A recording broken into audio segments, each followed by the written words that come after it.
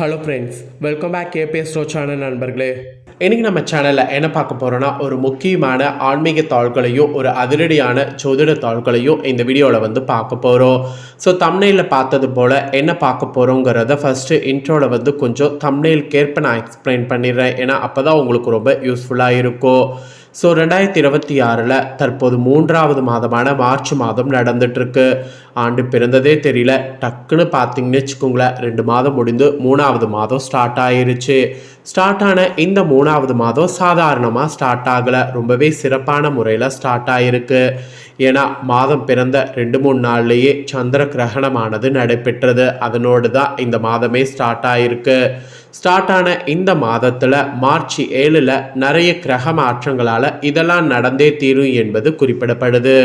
So ஒரு பழமொழி இருக்குது, நேரம் நல்லா இருந்தால் நல்லா இருக்கும், நேரம் நல்லானா நல்லா இருக்காதுன்னு. அதனால் நேரம் நெருங்கிடுச்சுடா அப்படிங்கிற மாதிரி நிறைய பேர் நாம் சொல்லி கேள்விப்பட்டிருப்போம். ஸோ அந்த வார்த்தைக்கேற்ப இப்போ கிரகங்களால் நேரம் உங்களுக்கு என்ன மாதிரி இருக்க போகுது அப்படிங்கிறத தான் இந்த வீடியோவில் பார்க்க போகிறோம். ஃபஸ்ட்டு எந்த ராசிக்கு பார்க்க போகிறோன்னா, மேச ராசிக்கு பார்க்க போகிறோம். ஸோ மேசம் ராசியில் பிறந்த நேயர்கள் யாராக இருந்தாலும் வீடியோவை ஸ்கிப் பண்ணாமல் பாருங்கள்.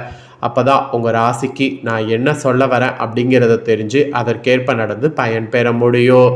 ஸோ அதிர்ஷ்டமாக இருந்தாலும் சரி, ஆபத்தாக இருந்தாலும் சரி, என்ன நடக்குதுங்கிறத நம்ம கண்டிப்பாக தெரிஞ்சுக்கணும். ஸோ சிவன்மலை ஆண்டவர் உத்தரவு பெட்டி பற்றி கண்டிப்பாக நம்ம எல்லாருமே கேள்விப்பட்டிருப்போம்.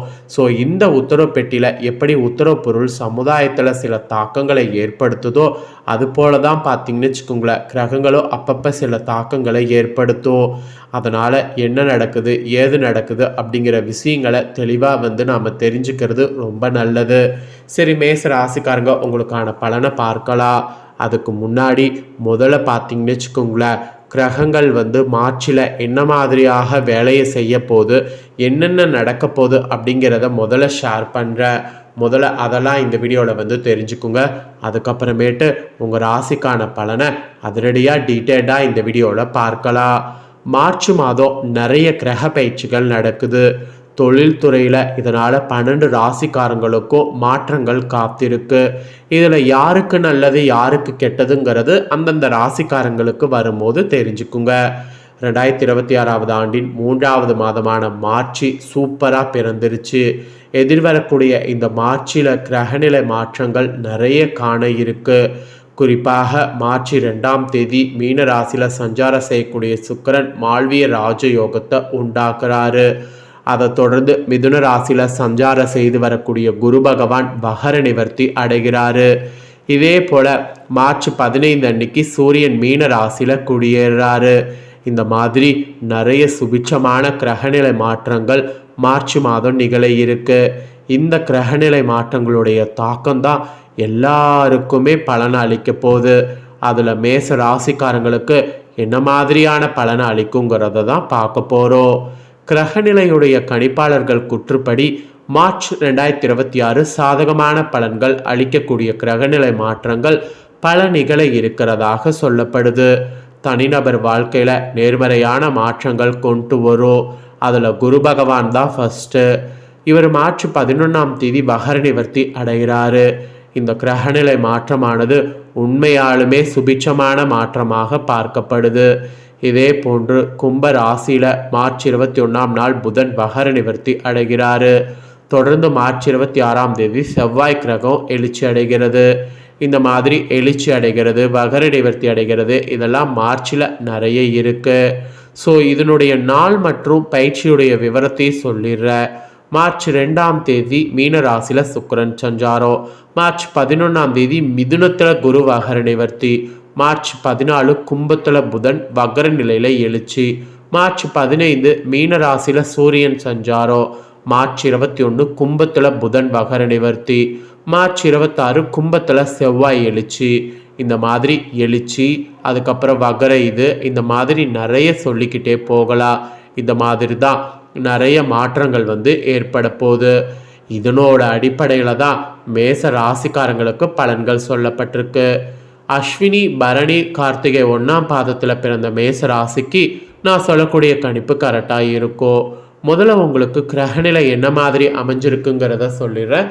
அதை முதல்ல தெரிஞ்சுக்குங்க. உங்களுடைய தைரிய வீரிய ஸ்தானத்தில் குரு வக்கரத்தோடு இருக்கிறாரு. சுகஸ்தானத்தில் சந்திரன், பஞ்சமஸ்தானத்தில் கேது, தொழில் ஸ்தானத்தில் சூரிய சுக்கிரன் புதன் வக்கரத்தோடு, சனி ராகு செவ்வாய் இந்த மாதிரிலாம் தொழில் ஸ்தானத்தில் கிரகங்கள் அமைஞ்சிருக்கு. இந்த மாதிரி கிரகநிலைகள் அமைஞ்ச அடிப்படையில் தான் உங்களுக்கான பலன்களே குறிப்பிடப்பட்டிருக்கு. ஸோ என்ன பலன்கள் அப்படிங்கிறத வாங்க பார்க்கலாம். எதையும் சமாளித்து குறுகிய காலத்தில் முன்னுக்கு வரக்கூடிய திறனுடைய மேச ராசினரு இந்த டைம் உங்களுக்கு எதையும் சமாளிக்கக்கூடிய திறமையானது உண்டாகும். அடுத்தவர்களுடைய செய்கை உங்களுக்கு கோபத்தை ஏற்படுத்தலாம். எனவே எல்லாத்துக்கும் நிதானமாக இருப்பது நல்லது. சொந்த காரியங்களில் தாமதம் ஏற்படலாம். சின்ன விஷயங்களால் மனநிறைவை அடைவீங்க. எதிர்ப்பாளினரிடம் பழகும்போது கவனம் தேவை. அதில் கவனமாக இருந்தீங்கன்னாவே ப்ராப்ளம் பாதி உங்களுக்கு சால்வ் ஆகும். தொழில் வியாபாரத்தில் இருந்த போட்டி மொத்தமாக குறையும். மருந்து ரசாயனம் போன்ற தொழில்களில் எதிர்பார்த்த லாபம் இப்போ கிடைக்கலாம். அதனால் லாபம் கிடைக்க முயற்சி பண்ணுங்க. அப்புறம் உத்தியோகத்தில் இருப்பவங்க அலுவலக தொடர்பான காரியங்களில் ஈடுபடும் போது அவசரப்படாமல் நிதானமாக செயல்படுவது காரிய வெற்றியை உண்டாக்கும். எளிதில் மற்றவர்களோடு கருத்து வேற்றுமை ஏற்பட வாய்ப்பு இருக்குது. குடும்பம் தொடர்பான கவலைகள் ஏற்படும். குடும்ப செலவை சமாளிக்க பணவரவு இருக்கணும்.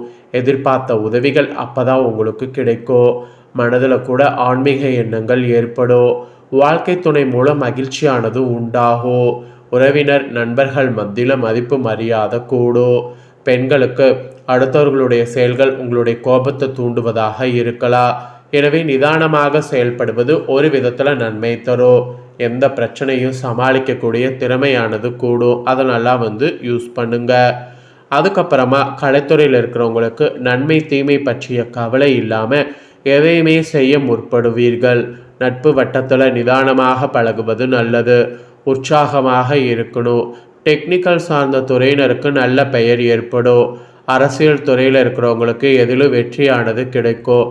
செயல்களில் வேகமானது உண்டாகும். புத்தி சாதுரியமும் அறிவு திறனும் அதிகரிக்கும்.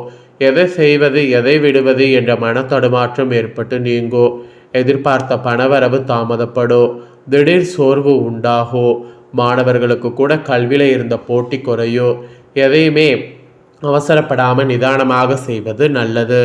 கிரக ரீதியாக பொதுவாக உங்கள் ராசிக்கு இந்த மாதிரியான பலன் கிடைக்கும் என்பது குறிப்பிடப்பட்டிருக்கு. இப்போ நெக்ஸ்ட்டு உங்கள் நட்சத்திரத்துக்கேற்ப என்ன பலன்கிறத சொல்கிறேன், வாங்க பார்ப்பீங்க. ஃபஸ்ட்டு அஸ்வினியில் பிறந்த மேசராசி. உங்களுக்கு இந்த டைம் உறவினர்கள் வகையில் தவிர்க்க முடியாத சுப செலவுகள் சுமக்க நேரும். முக்கியமான பயணமும் முக்கிய பிரமுகர்களுடைய சந்திப்பும் உண்டாகும். அது உங்கள் எதிர்காலத்துக்கு நல்ல அஸ்திவாரமாக இருக்கும். சிலர் கூட்டு முயற்சிகளில் லாபம் தேடலாம். சிலர் குடும்பத்தினரோடு கூட்டு சேர்ந்து தொழில் செய்து லாபம் பார்க்கலாம். இந்த மாதிரி உங்கள் நட்சத்திரத்துக்கு பலன்கள். அப்புறம் பரணியில் பிறந்த மேச ராசிக்கு குறிப்பிடப்பட்டிருக்கு. இந்த டைம் ஆரோக்கியம் நன்றாக இருக்கும். தொழில் வேலை உத்தியோகம் ஆகியவற்றில் வெற்றி அடையலாம். சேமிப்பு அடையலாம். உங்கள் உழைப்பும் நம்பிக்கையும் உங்களுக்கு முழுமையான பலனையும் திருப்தி தரும். எதிர்ப்பும் இடையூறும் ஒரு புறம் இருந்தாலும் உங்களுடைய தன்னம்பிக்கையால் தைரியத்தால் அவற்றை போராடி எதிர்த்து நின்று வெற்றி கொள்வீங்க. இந்த மாதிரி ஒரு பயங்கரமான மாற்றமானது ஏற்படும். அப்புறம் ஃபைனலாக கார்த்திகை 1ஆம் பாதத்தில் பிறந்த மேசராசிக்கு சொல்லப்பட்டிருக்கு. உங்களுக்கு கடமைகளை காப்பாற்றுவீர்கள். பொருளாதாரத்தில் பிரச்சனை இருக்காது. இருந்தாலும் வைத்திய செலவு அல்லது வீண் விரைய செலவு தவிர்க்க முடியாததாக இருக்கும். அதனால் சில சமய விரக்தி ஏற்படலாம். மனதில் ஆறுதலும் நம்பிக்கையும் உண்டாகும். தொழில் வியாபாரம் உத்தியோகத்தில் பிரச்சனை இருக்காது. ஸோ அதை நினச்சி நீங்கள் ஹாப்பியாக இருங்க. இது உங்கள் நட்சத்திரத்துக்கு பலன். ஸோ பரிகாரமாக கந்தசஷ்டி விரதம் இருந்து முருகனை வணங்கினீங்கன்னா பிரச்சனைகள் குறையும், மனதில் அமைதி உண்டாகும். இந்த ஒரு பரிகாரத்தை மட்டும் மறக்காமல் பார்த்தீங்கன்னு வச்சுக்கோங்களேன், செய்திடுங்க. ஸோ இந்த முக்கியமான தகவல்களை நீங்கள் பார்த்து தெரிஞ்சு பயனடைகிறது போல் உங்கள் ஃப்ரெண்ட்ஸ் ஃபேமிலியில் இருக்கிறவங்களும் பார்த்து தெரிஞ்சு பயனடையணும். ஸோ வீடியோ லைக் பண்ணி உங்கள் ஃப்ரெண்ட்ஸ் ஃபேமிலிக்கு ஷேர் பண்ணுங்கள். உங்கள் ஃப்ரெண்ட்ஸ் ஃபேமிலியில் இருக்கவங்களும் உங்களை போல் மேச ராசிக்காரங்களாக இருந்தாங்கன்னா இந்த தகவல்களை பார்த்து இதை தெரிஞ்சு இதற்கேற்ப நடந்து பயன்பெறட்டும். இதே போல் புதிய அப்டேட்டான நிறைய வீடியோ நம்ம சேனலில் போடப்படும். அதை எல்லாமே உடனுக்குடனே தெரிந்து கொள்ள மறக்காமல் நம்ம சேனலை சப்ஸ்கிரைப் பண்ணுங்கள். கூட பெல் பண்ண ப்ரெஸ் பண்ணுங்கள். அதை நீங்கள் பண்ணிட்டீங்கன்னா இனி நான் போடுற மற்ற அப்டேட்டான எல்லா வீடியோஸும் உடனுக்குடனே தெரிந்து கொள்ளலாம். ஸோ மறக்காமல் பண்ணுங்கள். அப்போ தான் நான் போடுற மற்ற அப்டேட்டான எல்லா வீடியோஸும் உடனுக்குடனே தெரிஞ்சுக்க முடியும்.